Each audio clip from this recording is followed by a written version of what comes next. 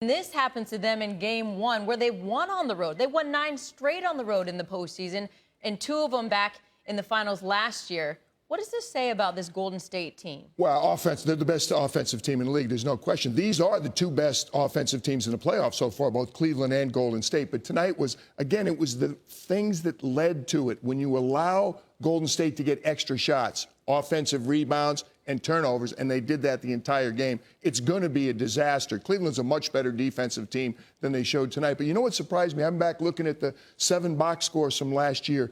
Game 7 last year was the only game that had less than a 10-point spread. So don't overreact to a one-sided game. There were a lot of one-sided games last year also. So what does Cleveland do now? What do they do with this game, Phil?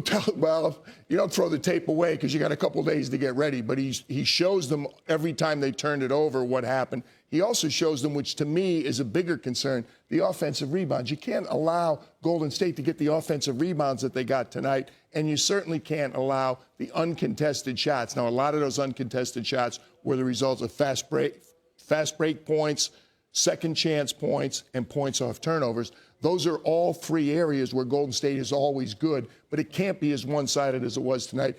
And LeBron certainly needs a lot, not a little more help. He needs a lot more help. Kevin Love's got to score. Kyrie's got to play like Kyrie, and he didn't for most of tonight. Kyle Korver's got to shoot the ball back. If he's going to be on the floor, they need him to make 3-pointers.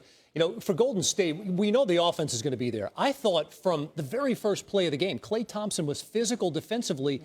We talk about it all the time with this team, PJ, but they are so underrated defensively. Of course they. I mean, Kev, number 1 field goal percentage defense, number 1 3-point defense. They lead in block shots. They lead in steals. They lead in opponent turnovers. They're not a good defensive team. They're an excellent defensive team. Everybody will talk about Klay Thompson, whatever he shot tonight. It was miserable, but he played well. Draymond Green didn't shoot it the way he normally shoots it, but he played well. This team is a very, very good defensive team, and tonight they were an excellent defensive rebounding team to go with all the offensive boards they got.